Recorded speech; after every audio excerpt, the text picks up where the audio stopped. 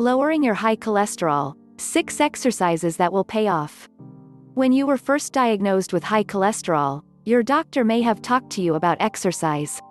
Besides improving your diet, exercising is one of the most effective lifestyle changes you can make to help bring your numbers down naturally. Your first thought may have been, I hate running.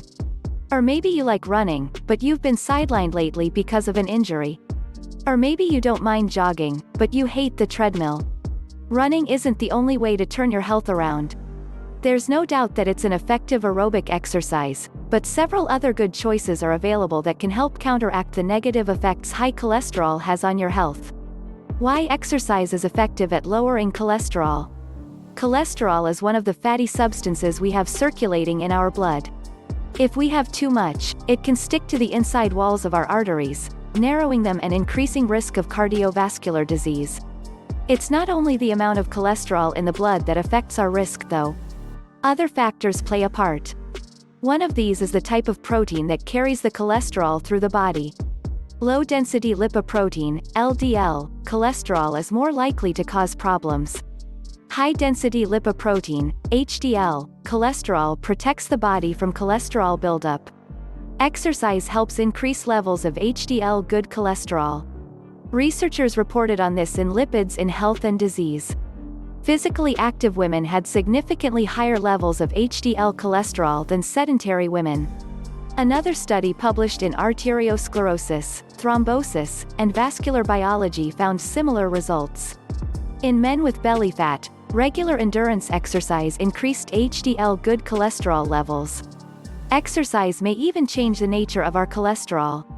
In 2002, researchers from Duke University Medical Center found that exercise improved the number and size of the particles carrying cholesterol through the body. Those who exercised more had larger, fluffier, particles that were less likely to clog arteries. Exercise can help you lower cholesterol numbers even if you're overweight. In the Journal of Obesity, researchers reported that overweight and obese adults who walked, jogged, and cycled while eating a cholesterol-lowering diet improved total cholesterol, LDL cholesterol, and triglyceride levels. Best exercises for lowering cholesterol. Some research has indicated that it may be that how much you exercise is more important than what kind of exercise you do. That means it's worth it to incorporate more activity into your day however you can. Take a walk during your lunch hour, choose the stairs, stand up to take phone calls, or store a jump rope at your desk. In addition, try to incorporate at least 30 minutes of structured exercise into each day. Any exercise is better than none, but the following 6 types have shown in studies to be effective at reducing cholesterol levels. 1. Go for a nice run or jog. If your joints are in good shape and you enjoy jogging, you're in luck, as this is a great exercise for lowering cholesterol and for managing your weight. Don't think you have to race, though. An easy jog for a few miles may be better for lowering cholesterol than a fast sprint around the block. In a 2013 study published in the Archives of Internal Medicine, researchers reported that long-distance runners showed significantly better improvements in HDL cholesterol levels than short-distance runners, less than 10 miles a week. They also saw better improvements in their blood pressure. 2. Take a brisk walk. Whether walking is as good as running for cardiovascular health has long been the subject of debate. Especially as we get older, walking can often be a much better exercise in terms of protecting joint health. Researchers reported good news on this in 2013 in the journal Arteriosclerosis, Thrombosis, and Vascular Biology. They compared tens of thousands of runners to an equal number of walkers. Results showed that the amount of exercise was what mattered, not the type. People who exerted the same level of energy when exercising experienced similar benefits, whether they walked or ran. Benefits included reduced risk of high cholesterol and high blood pressure. It takes longer to walk off calories than to run them off. If you burn 300 calories either way, though, you've spent about the same amount of energy. You are likely to experience similar benefits. Lead author of the study above, Paul Williams, stated that walking 4.3 miles at a brisk pace would take about the same amount of energy as running 3 miles. 3. Bike to work or just for fun.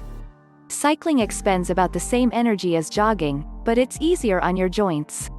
That's an important thing for many people as they age.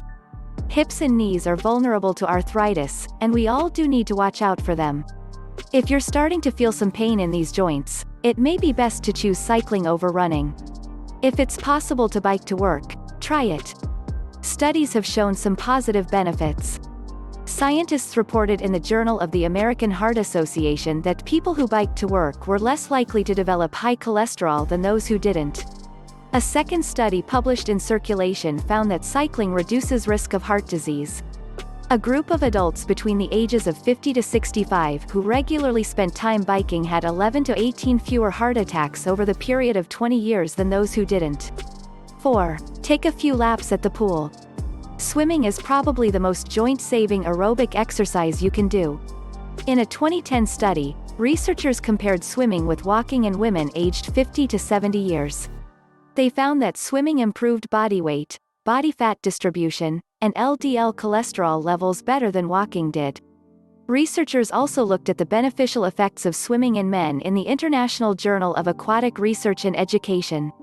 They found that swimmers had 53%, 50%, and 49% lower risk of dying from any cause than did men who were sedentary, walkers, or runners, respectively.